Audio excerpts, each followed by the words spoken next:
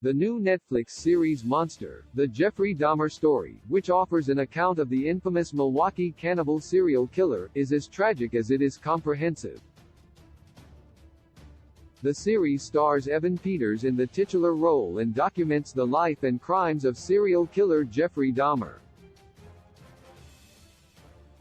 While the series does not shy away from the gruesome details, it omits certain aspects of Dahmer's childhood, his crimes, and the contents of his infamous apartment.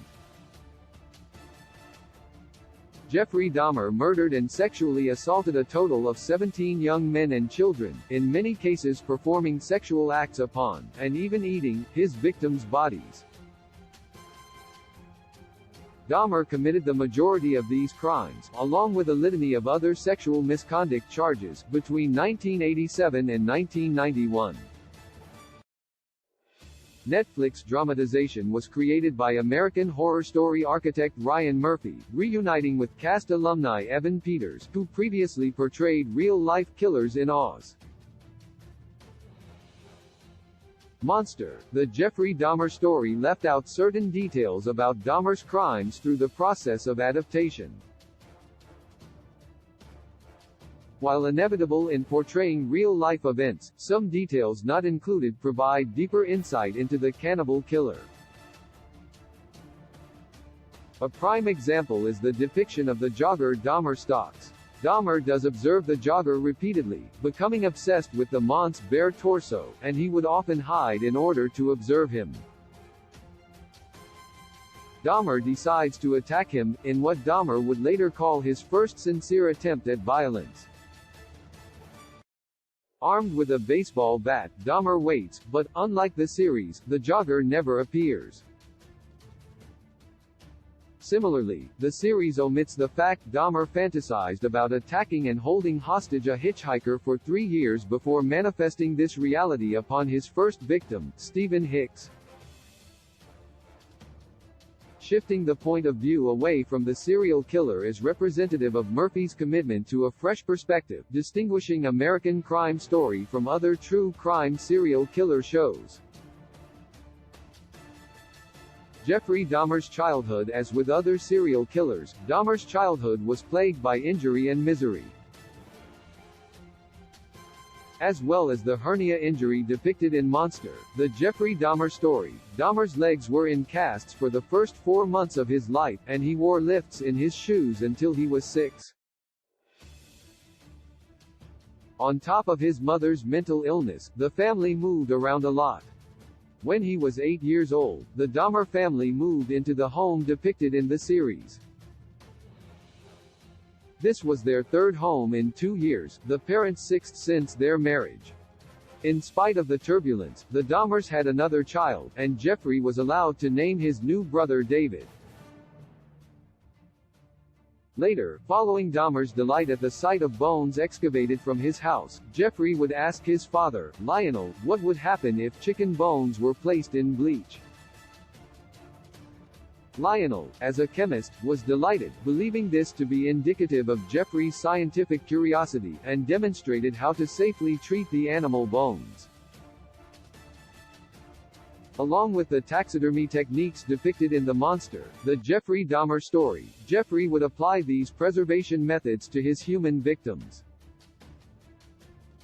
When Dahmer was 13, he nailed the carcass of a dog to a tree, impaling its head upon a stick and inviting school friends to marvel at what he claimed he's found. From the age of 14 onward, Dahmer would drink alcohol regularly at school. He often stashed bottles of liquor that he referred to as his medicine in an army surplus jacket, recalling Peter's iconic character Tate Langdon in American Horror Story.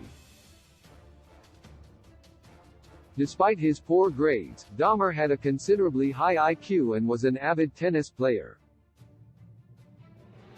The true brutality of Jeffrey Dahmer's crimes. Dahmer began sedating his victims, because he disliked movement during sex and sought to perceive his sexual partners as objects. This dehumanization escalated to Dahmer incapacitating his victims in an attempt to create a doting love slave. Dahmer first applied what he called his drilling technique on his 11th victim, Arrow Lindsay. After drugging and raping his victims, Dahmer drilled a hole in their skulls and injected a mixture of acid and hot water into the frontal lobe. Some managed to survive the ordeal, but they would still later be killed by Dahmer. During the series, Jeffrey calls Lindsay's family, telling them they should stop looking for him. In real life, Dahmer made similar calls to many of his victims' families. The second victim who Dahmer tried his drilling technique on was his next victim, Tony Hughes, the deaf aspiring model featured in episode 6, Silenced. In fact, Hughes' dead body is lying prone on Dahmer's floor when police officers half-heartedly inspect his apartment on the night 14-year-old Canaric synthosyphone was returned to Dahmer's home. It is Hughes' foot briefly glimpsed in episode 2, Please Don't Go, which focused on the tragic death of synthosyphone. Jeffrey Dahmer's House of Horrors gruesome details abound in many of Netflix's true crime shows, such as I Just Killed My Dad. Particularly dreadful, however, was the seemingly endless list of body parts removed from Dahmer's house. The depiction in Monster, the Jeffrey Dahmer story, incidentally, utilized the actual news archive footage which showed the removal of human remains.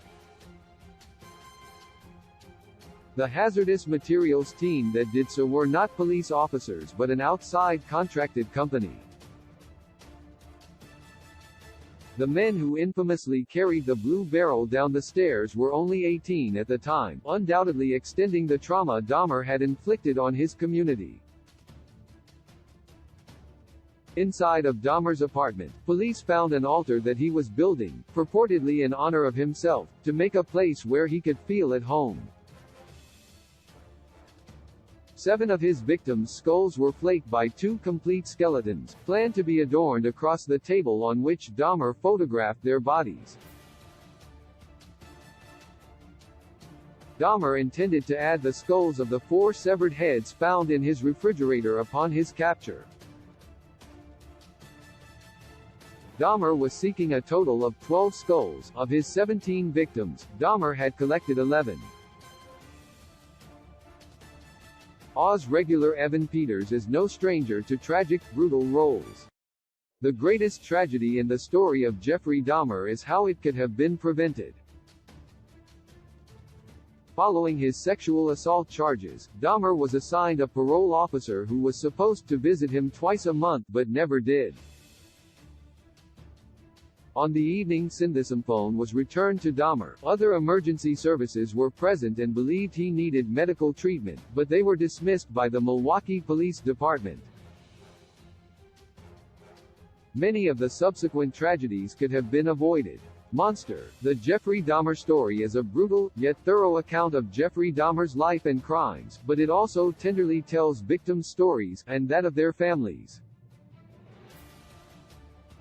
Murphy's intention to center victims and survivors led to these facets being left out of the adaptation, but their consideration reveals more of Jeffrey Dahmer's horrific story in Monster, the Jeffrey Dahmer story.